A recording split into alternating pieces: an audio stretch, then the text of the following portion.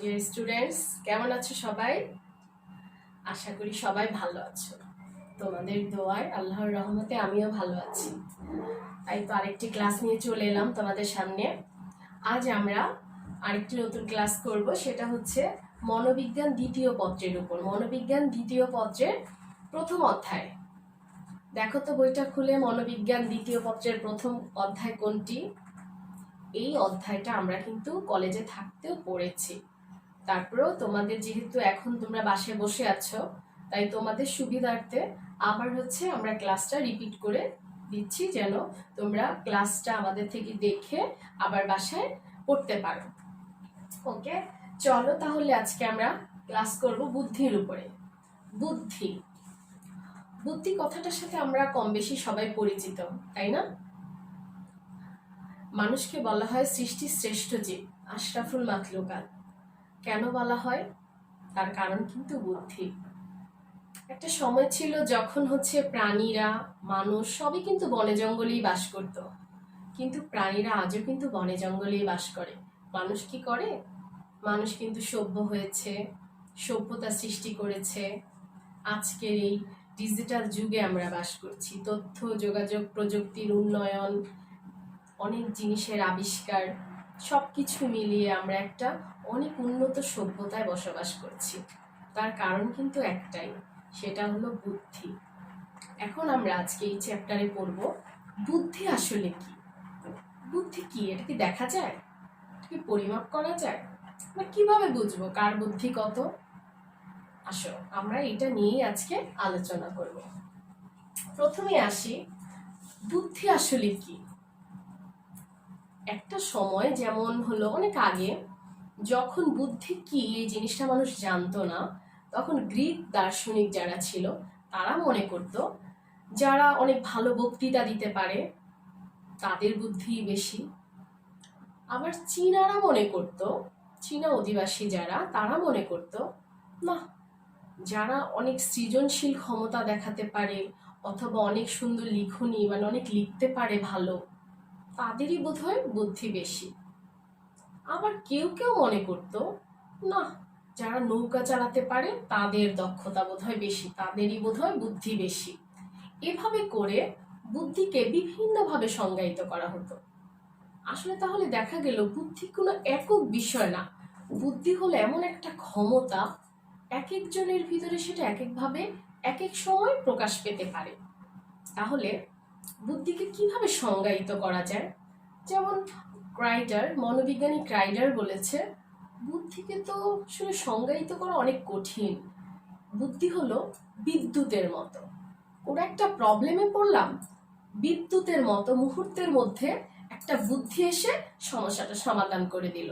আসলে বুদ্ধি হলো বিদ্যুতের মতো। আবার ডেভিড ওয়েসলার বলেছে, বুদ্ধি হলো এমন একটা ক্ষমতা যেটা দিয়ে মানুষ যৌক্তিকভাবে চিন্তা করতে পারে, পরিবেশের সাথে অ্যাডজাস্ট করতে পারে, এমন একটা ক্ষমতা। তাহলে বুদ্ধিকে সংজ্ঞায়িত করা কঠিন, কিন্তু বুদ্ধি হচ্ছে একটা পাওয়ার, বুদ্ধি হচ্ছে একটা ক্ষমতা যা মানুষকে সব পরিবেশের সাথে অ্যাডজাস্ট করতে, পরিবেশের সাথে উপযোজন করতে সাহায্য করে। এখন আমরা দেখি এই যে বুদ্ধির বৈশিষ্ট্য কি। কারো যদি বুদ্ধি থাকে তাহলে আমি বুঝবো কিভাবে যে তার বুদ্ধি আছে? কি বৈশিষ্ট্যের ভিত্তিতে, কি ক্যারেক্টারিস্টিক্সের ভিত্তিতে আমি বলতে পারি যে সে বুদ্ধিমান? প্রথমত দেখো, যৌক্তিক চিন্তা। যার বুদ্ধি আছে সে অযৌক্তিক চিন্তা ভাবনা করবে না, যে জিনিস দেখা যায় না, অদ্ভুত বিষয় নিয়ে সে চিন্তা করবে না। তার চিন্তার একটা যুক্তিকতা থাকবে, যে সে একটা বিষয় নিয়ে চিন্তা করছে, সেটা সমাধান করবে, এইভাবে যুক্তিকতা থাকবে।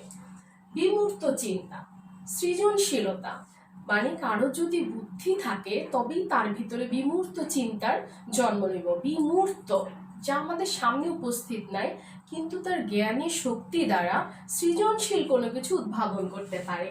পুনরুদ্রেক ক্ষমতা, কোনো কিছু আজ আমি শিখলাম, 10 দিন পর, 1 মাস পর, 1 বছর পর সেটা যদি আমি মনে করতে না পারি, সেটাকে যদি কাজে লাগাতে না পারি, তাহলে সেটাকে কিন্তু বুদ্ধি বলা যাবে না। তাহলে বুদ্ধির আরেকটা বিশেষ বৈশিষ্ট্য হচ্ছে পুনরুদ্রেক ক্ষমতা, মানে সেটাকে আমি যা শিখলাম সেটাকে আবার মনে করতে পারবো, এই ক্ষমতাটা যার আছে তারই বুদ্ধি আছে। তারপর আছে প্রায়োগিক ক্ষমতা। বুদ্ধি আছে তার, যে তার জ্ঞানকে, তার অর্জিত অভিজ্ঞতাকে, জ্ঞানকে কাজে লাগাতে পারবে। আমাদের সামনে অনেক সমস্যা আসবে, সেই সমস্যাকে যদি আমার অর্জিত জ্ঞান দ্বারা, আমার অভিজ্ঞতার দ্বারা সমস্যাটা সমাধান করতে পারি, তার মানে আমার জ্ঞানকে যদি আমি প্রয়োগ করতে পারি, তবে বুদ্ধি আছে। সমস্যার সমাধান, অবশ্যই যার বুদ্ধি আছে সে যে কোনো সমস্যার সমাধানটাও বুদ্ধি দিয়ে করতে পারবে। তারপরে হচ্ছে উদ্দেশ্যমূলক কাজ। আমরা যারা, আমাদের যাদের বুদ্ধি আছে তারা অবশ্যই উদ্দেশ্যপূর্ণভাবে কাজ করবে, যে কোনো একটা উদ্দেশ্যকে সামনে রেখে কাজ করবে, সেই উদ্দেশ্য বা লক্ষ্যকে সে পূরণ করবে। ব্যক্তিত্বের প্রকাশ। ব্যক্তিত্ব এক একটা মানুষের, ব্যক্তিত্বের বিভিন্ন গুণাবলী আছে যেগুলো আমরা আগে ক্লাসগুলোতে পড়েছি। সেই ব্যক্তিত্বের বিভিন্ন দিককে উন্মোচিত করবে কিন্তু বুদ্ধি। ব্যক্তিত্ব কিন্তু শুধুমাত্র বাহ্যিক সৌন্দর্য না, শুধু একটা গুণ না, অনেকগুলো গুণের সমাহার। এই গুণগুলোর প্রকাশ কিন্তু বুদ্ধির মাধ্যমেই ঘটবে। তাহলে যার বুদ্ধি আছে তার ব্যক্তিত্বের প্রকাশটাও সেভাবেই ঘটবে। উপাদানগত সামর্থ্য, বিভিন্ন ধরনের সাধারণ বিশেষ যে কোনো পরিস্থিতিতে তার জ্ঞানকে কাজে লাগানোর সামর্থ্য, যে কোনো উপাদানকে ব্যবহার করার সামর্থ্য যদি থাকে তবে তার বুদ্ধি আছে। অভিযোজন, অবশ্যই যার বুদ্ধি বেশি সে অভিযোজনও করতে পারবে অনেক সুন্দরভাবে, যে কোনো পরিবেশে, যে কোনো জটিল থেকে জটিলতর পরিস্থিতিতে সে অ্যাডজাস্ট করতে পারবে। তারপরে সাধারণীকরণ, কোনো একটা বিষয় শেখার পরে সেটাকে জেনারেলাইজেশন করা, যে কোনো পরিবেশের সাথে গিয়ে ওই যে তার শিক্ষণীয় বিষয়টা যা সে শিখেছে সেই জ্ঞানটাকে কাজে লাগানো, সাধারণীকরণ করা। যদি তার বুদ্ধি না থাকে তাহলে সে সাধারণীকরণ করতে পারবে না, যদি তার বুদ্ধি থাকে তবে সে এই সাধারণীকরণটা করতে পারবে। তাহলে আমরা বুদ্ধি কি সেটা বুঝলাম। বুদ্ধি হচ্ছে একটা পাওয়ার, বুদ্ধি হচ্ছে একটা ক্ষমতা, যেই ক্ষমতা দিয়ে মানুষ যে কোনো পরিবেশের সাথে নিজেকে অ্যাডজাস্ট করতে পারে, যে কোনো সমস্যার সমাধান করতে পারে। এরপরে আমরা জানলাম বুদ্ধির বৈশিষ্ট্য, যে কি কি বৈশিষ্ট্য থাকলে আমরা বুঝবো ব্যক্তিটি বুদ্ধিমান। তাহলে এই বৈশিষ্ট্যগুলো থাকলে আমরা মোটামুটি বুঝবো যে ব্যক্তির বুদ্ধি আছে। এখন আমরা দেখব বুদ্ধির ক্ষেত্রে সবাই কি এক? প্রতিটা মানুষের যেমন দেখতে আলাদা চেহারা, গায়ের রং, চুলের রং, সৌন্দর্য সবকিছু দিয়ে যেমন একজন আরেকজনের থেকে পৃথক, বুদ্ধির ক্ষেত্রেও কিন্তু একটা মানুষ থেকে আরেকটা মানুষ ভিন্ন। প্রত্যেকটা মানুষের বুদ্ধি একরকম না। তাহলে এই যে আন্তঃব্যক্তিক পার্থক্য, ব্যক্তিতে যে বুদ্ধির পার্থক্য হয়, এটা কেন হয়? সবার বুদ্ধি কেন সমান না? আল্লাহ আমাদের সৃষ্টি করেছেন, তাহলে তো সবার বুদ্ধি সমান হওয়ার কথা না। আসলে প্রত্যেকটা ব্যক্তির বুদ্ধি একরকম না। এটার কারণ হিসেবে মোটামুটি দুইটা কারণকে বেশি আলাদাভাবে ব্যাখ্যা করা যায়। প্রথম কারণ হচ্ছে বংশগত। বংশগত মানে জিনগত যে বৈশিষ্ট্য আমরা একে অপরের থেকে বহন করি, যেমন বাবা মার যে বৈশিষ্ট্য তার সন্তান বহন করে, সেই বংশের যে বৈশিষ্ট্য তার পরবর্তী প্রজন্ম বহন করে, সেটাই হচ্ছে বংশগতি। এখন আমরা দেখি যে বুদ্ধির ক্ষেত্রে বংশগত কিছু রয়েছে, যেমন হলো তোমার নিউম্যান, ফ্রিম্যান, হলজিঙ্গার 1937-এ তোমার 19 জোড়া অভিন্ন যমজ নিয়ে পরীক্ষা করেছে। অভিন্ন যমজ মানে হচ্ছে একই ক্রোমোজোম থেকে যাদের জন্ম, তার মানে তাদের কোনো ধরনের ডিফারেন্স নেই। অভিন্ন যমজ নিয়ে 19 জোড়া যমজকে 10 বছর আলাদা জায়গায় রাখা হয়েছে। রাখার পরে দেখা গেল যে তাদের 10 বছর আলাদা জায়গায় থাকার পরেও পরিবেশগত পার্থক্যের কারণে তাদের বুদ্ধির কিন্তু তেমন কোনো পার্থক্য হয়নি। যেহেতু তারা অভিন্ন যমজ ছিল, পরীক্ষা দেখা গেল তাদের বুদ্ধি প্রায় সেম। তাহলে প্রমাণিত হলো যে বংশগতিতে যে বুদ্ধিটা আসে সেই বুদ্ধিটাই আসলে পরবর্তীতে বিকশিত হয়। এরপরে যদি বলি পরিবেশগত কি কোনোই ভূমিকা নেই? অবশ্যই আছে, পরিবেশগত আছে। যেমন মান, 1969-এ একটা এক্সপেরিমেন্ট করেছিল, যেমন ইসাবেলা নামে একটা শিশুকে 6 বছর সে একটা বদ্ধ কুঠুরিতে আবদ্ধ ছিল আর কি, সেখান থেকে তাকে উদ্ধার করা হয় 6.5 বছর পরে। উদ্ধার করার পরে প্রথমত সে কিন্তু কোনো কথা বলতে পারতো না, কারণ তার ভিতরে কোনো মানবিক গুণাবলী দেখা দেয় না, কারণ তার মা ছিল বোবা, কারণ তার মায়ের কাছ থেকে সে কিছু শিখতে পারেনি। পরবর্তীতে দেখা গেল যে তার ভিতরে তাকে যখন উদ্ধার করা হয়, তার কিছুদিন পরেই সে আস্তে আস্তে কথা বলা শিখে, তার ভিতরে মানবিক গুণাবলীগুলো আস্তে আস্তে বিকশিত হতে থাকে, তার বুদ্ধির বিকাশ হয় এবং একটা পর্যায়ে সে স্বাভাবিক শিশুদের মতোই বুদ্ধি সম্পন্ন দেখা যায়। তাহলে বোঝা গেল যে পরিবেশের কারণে তার বুদ্ধিটা বিকশিত হতে পারেনি, কিন্তু একটা পরিবেশ পেয়ে যখন তাকে উদ্ধার করা হলো পরবর্তীতে তার বুদ্ধির বিকাশ ঘটেছে। তো বোঝা গেল যে পরিবেশও হলো বুদ্ধির ক্ষেত্রে কিছুটা হলেও দায়ী। তাহলে বুদ্ধির ক্ষেত্রে ব্যক্তিতে ব্যক্তিতে পার্থক্য হওয়ার মূল কারণকে আমরা হচ্ছে দুইটা ভাগেই ভাগ করতে পারি, একটা হলো বংশগতিতে, একটা হচ্ছে পরিবেশগত। বুদ্ধির ক্ষেত্রে কিন্তু আন্তঃদলীয় পার্থক্য আছে। দল, অনেকগুলো গ্রুপ, মানে অনেক মানুষ মিলে যে দল হয়, বিভিন্ন জাতি হয়, জাতিতেও কিন্তু বুদ্ধি ডিফারেন্ট হয়। যেমন হলো লিঙ্গভেদে, লিঙ্গভেদে মানে হলো পুরুষ এবং মহিলা। বলা হয় যে মহিলাদের বুদ্ধি এবং পুরুষদের বুদ্ধি যদি তুলনামূলক আলোচনা করা হয়, তাহলে দেখা যায় যে বিভিন্ন এক্সপেরিমেন্টে, যেমন শারীরিক সক্ষমতা, তারপরে হচ্ছে কোনো একটা অভিযান পরিচালনা করা এবং কোনো দক্ষতার সাথে কাজ করা, এই সমস্ত দিক থেকে পুরুষরা মেয়েদের চাইতে অধিক বুদ্ধিসম্পন্ন। আবার অন্যান্য অনেক কাজে দেখা যায় পুরুষদের চাইতে নারীরা বুদ্ধিসম্পন্ন। তবে ক্ষেত্র বিশেষে লিঙ্গভেদে এবং নারী এবং পুরুষের ভিতরে বুদ্ধির পার্থক্য হয়। বয়স ভেদে অবশ্যই হলো 2 বছরের বাচ্চা আর 10 বছরের বাচ্চার বুদ্ধি একরকম হবে না।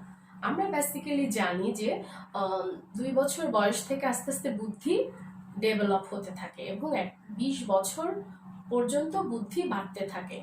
30-35 বছর পর্যন্ত বুদ্ধিটি স্থির অবস্থায় থাকে, তারপরে আবার আস্তে আস্তে বুদ্ধি কমতে থাকে। তাহলে বয়স ভেদেও বুদ্ধির পার্থক্য হবে। জাতিগতভাবে যদি আমরা নিগ্রো এবং শ্বেতাঙ্গ দুই জাতিগোষ্ঠীর ক্ষেত্রে দেখি, নিগ্রোদের চাইতে শ্বেতাঙ্গরা সুযোগ সুবিধা সবকিছু বেশি পাওয়ার কারণে শ্বেতাঙ্গদের বুদ্ধি নিগ্রোদের বুদ্ধির চাইতে বেশি হয়। গ্রাম এবং শহর ভেদেও তোমার বুদ্ধির পার্থক্য হয়। গ্রামের বাচ্চাদের চাইতে শহরের বাচ্চারা সামাজিকভাবে, অর্থনৈতিকভাবে সুযোগ সুবিধাগুলো বেশি পাচ্ছে, তাই তাদের বুদ্ধির বিকাশটাও অতি তাড়াতাড়ি হচ্ছে।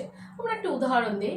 গ্রামে দেখা যায় একটা বাচ্চা, ছোট বাচ্চা জন্মগ্রহণের পরে তাকে কিন্তু অনেক বেশি খেলনা কিনে দেওয়া হয় না, সে হলো আশেপাশের পরিবেশে সবার সাথে মিশে খেলাধুলা করে বাহিরে। কিন্তু শহরের একটা বাচ্চার মেধা বিকাশের জন্য তাকে বিভিন্ন ধরনের খেলনা সামগ্রী দেওয়া হয়, যাতে তার বুদ্ধির বিকাশটা ঘটে এবং তাকে সুযোগ সুবিধাও বেশি পায়। পড়াশোনা, অর্থনৈতিক দিক থেকে, সব দিক থেকে সুযোগ সুবিধা বেশি পাওয়ার কারণে গ্রাম থেকে দেখা যায় শহরের বাচ্চাদের বুদ্ধি একটু বেশি প্রকাশিত হয়। পরিবেশ ভেদে ভিন্ন হয়। পরিবেশ ভেদে তো ভিন্ন হয়, যেমন হলো একটা গবেষণায় দেখা যায় এতিমখানায় যে শিশুরা আছে তাদের বুদ্ধি তুলনায় ওই এতিমখানা থেকে যদি কোনো বাচ্চাকে পালক হিসেবে কেউ নেয়, তার বুদ্ধি আবার একটু বেশি হয়। এতে প্রমাণিত হয় পরিবেশ হচ্ছে বুদ্ধি বিকাশের সহায়ক। তাহলে সহায়ক পরিবেশ পেলে বুদ্ধিটা বিকশিত হয় অনেক তাড়াতাড়ি। এই গেল আমাদের বুদ্ধির ক্ষেত্রে আন্তঃদলীয় এবং আন্তঃব্যক্তিক পার্থক্য। এখন এই যে আমরা বুদ্ধির কথা বলছি, এই বুদ্ধি কিভাবে পরিমাপ করব? কার বুদ্ধি কত সেটা আমরা বুঝবো কি করে? সেটা কি পরিমাপ করা যায়? কি স্কেল আছে, মাপুনি আছে? অবশ্যই আছে। বুদ্ধি পরিমাপ করার স্কেল আছে, বুদ্ধি পরিমাপ করার অভিক্ষা আছে, টেস্ট আছে। এটাকে সাধারণত 2 ধরনের বুদ্ধি অভিক্ষা হয়। একটা হচ্ছে একসাথে অনেকের করা যায়, যেটা হচ্ছে দলগত বুদ্ধি অভিক্ষা। আবার একজন একজন করেও করা যায়, ব্যক্তিভিত্তিক, যেটা ব্যক্তিভিত্তিক বুদ্ধি অভিক্ষা। তাহলে আমরা প্রথমে একটা ব্যক্তিভিত্তিক বুদ্ধি অভিক্ষা নিয়ে আলোচনা করি, তাহলে আমরা বুঝতে পারবো। সর্বপ্রথম বুদ্ধি অভিক্ষার নাম হচ্ছে বিনেসিমো বুদ্ধি অভিক্ষা। বিনেসিমো বুদ্ধি অভিক্ষা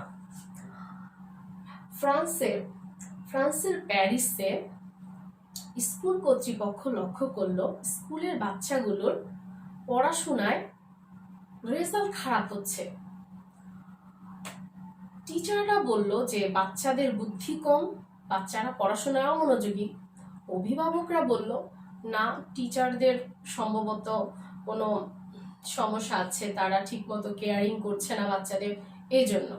তখন ফ্রান্সের কর্তৃপক্ষ চিন্তা করলো যে না, এই সমস্যার সমাধান করা দরকার। তখন ফ্রান্সের স্কুল কর্তৃপক্ষ শিক্ষা মন্ত্রণালয় একটা কমিশন গঠন করলো। সেই কমিশনের সদস্য ছিল মনোবিজ্ঞানী আলফ্রেড বিনে। আলফ্রেড বিনে ছিল সেইটা সদস্য। তখন তাকে দায়িত্ব দেয়া হলো এটা সমস্যার সমাধান কিভাবে করা যায়। তখন তিনি একটা বুদ্ধি মাপার জন্য অভিক্ষা তৈরি করলেন। এই সর্বপ্রথম 1905 সালে বিনে তার সহযোগী থিওডর সাইমনকে নিয়ে একটা বুদ্ধি অভিক্ষা তৈরি করলেন, যেটার নাম হচ্ছে বিনে সিমো বুদ্ধি অভিক্ষা। এই অভিক্ষাতে 30টা পদ ছিল, মানে 30টা প্রশ্ন ছিল। এই প্রশ্নগুলো সহজ থেকে ক্রমান্বয়ে কঠিন এভাবে করে তৈরি করা হয়েছে। পরবর্তীতে এই 1905 সালের তৈরি করা বুদ্ধি অভিক্ষাটা কয়েকবার সংস্করণও করা হয়েছে। সংস্করণ করে এটার নামও পরবর্তীতে পরিবর্তন হয়েছে। আমরা এখন দেখি আসলে বিনেসিমো বুদ্ধি অভিক্ষার বৈশিষ্ট্য কি ছিল। বিনেসিমোর বুদ্ধি অভিক্ষার প্রধান বৈশিষ্ট্য ছিল এটা হচ্ছে ব্যক্তিভিত্তিক, মানে হলো একজন একজন ব্যক্তি করে এটা পরীক্ষা করা হয়। আর এটা ছিল ভাষা ভিত্তিক, মানে হচ্ছে এটা প্রশ্নপত্রগুলো ছিল ভাষা, যারা ভাষার ব্যবহার জানবে না তাদের জন্য এটা প্রযোজ্য ছিল না। তারপরে এই বুদ্ধি অভিক্ষা দিয়ে একটা মানসিক বয়সের ধারণা পাওয়া যেত। মানসিক বয়স মানে হচ্ছে যেই বয়সটা সে সব প্রশ্নের উত্তর দিতে পারতো সেটাকে ব্যক্তির মানসিক বয়স ধরা হয়। মানসিক বয়সের ধারণা পাওয়া যায়। আর এই অভিক্ষাটা যেহেতু তখন এমন ভাবে তৈরি করা হয়েছিল যেটাকে একটা আদর্শ অভিক্ষা মনে করা হতো। আর বয়সের স্তরগুলো ভাগ করা ছিল, যে এক একটা বয়সের জন্য কোন বয়সের জন্য কোনটা হবে স্তরে স্তরে ভাগ করা ছিল। আর এটা যেহেতু প্রশ্ন সম্বলিত ছিল, প্রশ্ন উত্তরের মাধ্যমে এই অভিক্ষাটা যাচাই বাছাই করা হতো। এইটা যেহেতু এটার সুবিধা কি দেখি আমরা, এটা যেহেতু বিভিন্ন প্রশ্নের সমন্বয়ে ছিল তাই সুবিধা ছিল বেশি। বয়স অনুযায়ী ভাগ করা ছিল তাই সুবিধা ছিল বেশি।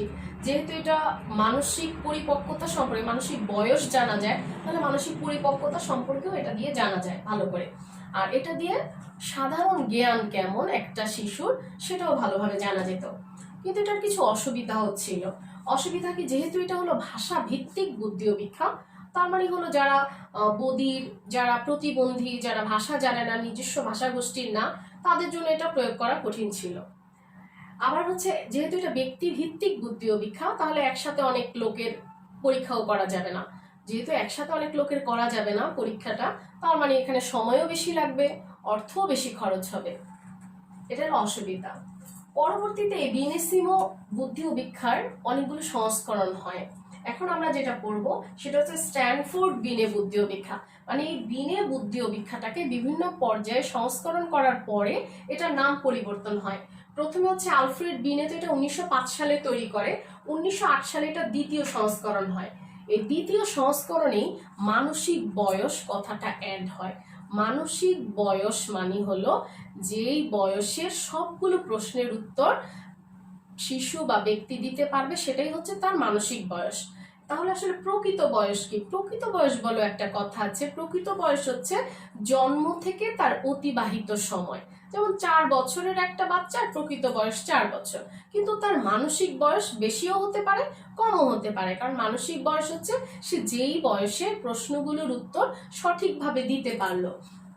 1911 সালে এটা তৃতীয় সংস্করণ হয়। 1916 সালে আবার সংস্করণ হয়। সংস্করণ করা হয় তখন মার্কিন শিশুদের বুদ্ধি পরিমাপ করার জন্য স্পেশালি এটাকে 1916 সালে আবার সংস্করণ করা হয়। 1937 সালে আমেরিকার স্ট্যানফোর্ড বিশ্ববিদ্যালয়ের অধ্যাপক টারম্যান এবং মেরিল দুইজন মিলে এটাকে আবার সংস্করণ করে তখন আরেকটা নতুন কথা এটাতে সংযোগ করেন, যেটা অত্যন্ত ইম্পর্টেন্ট। সেটা হচ্ছে বুদ্ধাঙ্ক, ইন্টেলিজেন্স কোটিয়েন্ট, মানে হচ্ছে আইকিউ। আমরা বলি আইকিউ টেস্ট, মানে এই লোক তার বুদ্ধি কত, তার আইকিউ কত। আইকিউ, ইন্টেলিজেন্স কোটিয়েন্ট, এই কথাটা আসলে 1937 সালে যখন টার্মেন এবং মেরিল মিলে আবার সংস্করণ করে, তখনই এই বুদ্ধাঙ্ক বা আইকিউ কথাটা সংযোগ করা হয়। বুদ্ধাঙ্ক আসলে কি? একটা ব্যক্তির মানসিক বয়স এবং প্রকৃত বয়সের অনুপাত, এটাকে যখন আমি 100 দিয়ে গুণ করব তখন হচ্ছে তার আইকিউ বের হবে। যেমন এখানে একটা উদাহরণ দিয়েছি আমি, যেমন দুইটা শিশুরই মানসিক বয়স 5 বছর, কিন্তু একজনের প্রকৃত বয়স 4 বছর, একজনের প্রকৃত বয়স 5 বছর। আবার বলছি, দুইটা শিশু, একটা 4 বছরের শিশু, একটা 5 বছরের শিশু। 4 বছরের শিশুর মানসিক বয়স 5 বছর, আবার 5 বছরের শিশুর মানসিক বয়সও 5 বছর। তাহলে 4 বছরের শিশুর যার মানসিক বয়স 5 বছর, তার আইকিউ এসছে 125। আমি সূত্রের মধ্যে বসিয়ে দিলে 125।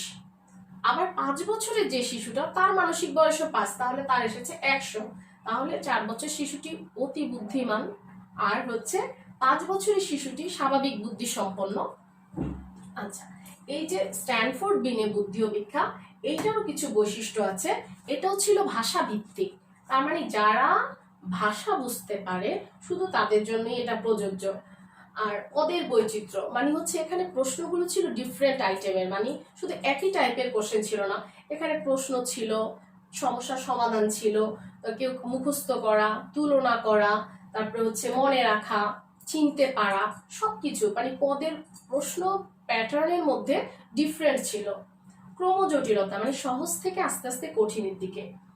আর এটা ছিল বয়সগত স্কেল, সর্বনিম্ন 2 বছর, তারপরে 2.5 বছর, 3 বছর, এভাবে করে ধাপে ধাপে স্কেলে প্রশ্নপত্র ছিল বিভিন্ন বয়সের জন্য আলাদা করে।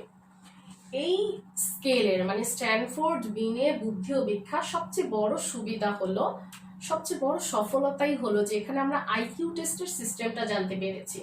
আর এখানে যে রেজাল্টটা পাওয়া যায়, এটা দিয়ে একটা অনুমান করা যায়, একটা প্রকল্প গঠন করা যায় যে এর বুদ্ধি কত হতে পারে বা সে কি কাজ করতে পারবে, সেটা তার যোগ্যতাটা একটু যাচাই বাছাই করা যায়।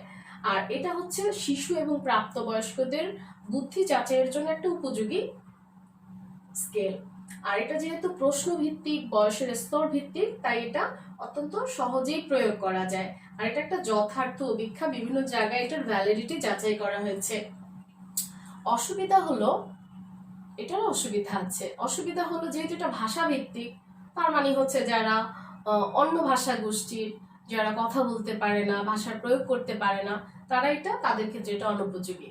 যেহেতু এটা ব্যক্তি ভিত্তিক মানে এটাকে যাচাই বাছাই করার জন্য, ব্যক্তির উপর এটা প্রয়োগ করার জন্য বিশেষজ্ঞর প্রয়োজন অনেক বেশি। আর যেহেতু ব্যক্তি ভিত্তিক, দলগত না, তাই সময় এবং শ্রম দুইটাই বেশি লাগবে। আর এটাতে বুদ্ধির বিভিন্ন স্তর সেটা আলাদা করে মূল্যায়ন করা যায় না, তো এটা হচ্ছে একটা সমস্যা। তাহলে আমরা আজকে কি জানতে পারলাম? টোটালি আমরা আজকে জানলাম বুদ্ধি আসলে কি। বুদ্ধি হলো একটা পাওয়ার। আমরা জানলাম বুদ্ধির বৈশিষ্ট্য কি। আমরা এটাও জানলাম যে ব্যক্তিতে বুদ্ধির পার্থক্য হয়, কিন্তু কেন হয়। আবার দলে দলেও ব্যক্তির পার্থক্য হয়, আন্তর্দলীয় পার্থক্য, আন্তঃব্যক্তিক পার্থক্য, দুটোই জানলাম। এবং বুদ্ধি পরিমাপ করার দুইটা পদ্ধতি, একটা হচ্ছে দলগত, একটা হচ্ছে ব্যক্তিগত। আজকে আমরা ব্যক্তিগত অপেক্ষার মধ্যে বিনেসিমো বুদ্ধি অপেক্ষা এবং স্ট্যানফোর্ড বিনে বুদ্ধি অপেক্ষা, এই দুইটা পড়লাম। বুঝতে পেরেছো তোমরা সবাই? আশা করি বুঝতে পেরেছো। তারপরে তোমরা বাসায় এটাকে আরো ভালো করে পড়বে। ক্লাসে কিন্তু এটা পড়ানো হয়েছে, তাও আরেকবার রিপিট করলাম। বাসায় তো বসেই আছো, যেন অন্তত পক্ষে মিসদেরকে দেখলেও তোমাদের একটু পড়াটা হয় আবার নতুন করে। সুন্দরভাবে এগুলো সবগুলো পড়বে। এখানে যেমন তোমাদের বুদ্ধির সংজ্ঞাটা, ওয়েসলারের বুদ্ধির সংজ্ঞা, ক্রাইডারের বুদ্ধির সংজ্ঞাটা মুখস্থ করে ফেলবে। এছাড়া যেগুলো আসে তোমাদের আন্তঃব্যক্তিক বুদ্ধির ক্ষেত্রে কেন আন্তঃব্যক্তিক পার্থক্য হয়, অথবা বুদ্ধির ক্ষেত্রে আন্তঃদলীয় পার্থক্য কেন হয়, স্ট্যানফোর্ড বিনে বুদ্ধি অপেক্ষা সুবিধা অসুবিধা, আবার বুদ্ধাঙ্ক কি, বুদ্ধাঙ্ক নির্ণয়ের পদ্ধতি, এভাবে করে তোমাদের পরীক্ষা আসতে পারে। তো সবাই পড়াটা বাসায় ভালো করে বোঝার চেষ্টা করবে। কোনো প্রশ্ন থাকলে আমাকে জিজ্ঞেস করবে, ইনবক্স করবে, আমি চেষ্টা করব তোমাদের প্রশ্নটার উত্তর দিতে। আর শেষ কথা হচ্ছে, সবাই বাসায় থাকবে, সাবধানে থাকবে, ভালো থাকবে। মহান সৃষ্টিকর্তা তোমাদের সবার সহায় হোক, সবাই সুস্থ থাক, আমাদের দেশকে করোনা মুক্ত করুক, সব প্রাকৃতিক দুর্যোগ থেকে যেন আমরা রক্ষা পাই। ভালো থেকো সবাই, আল্লাহ হাফেজ।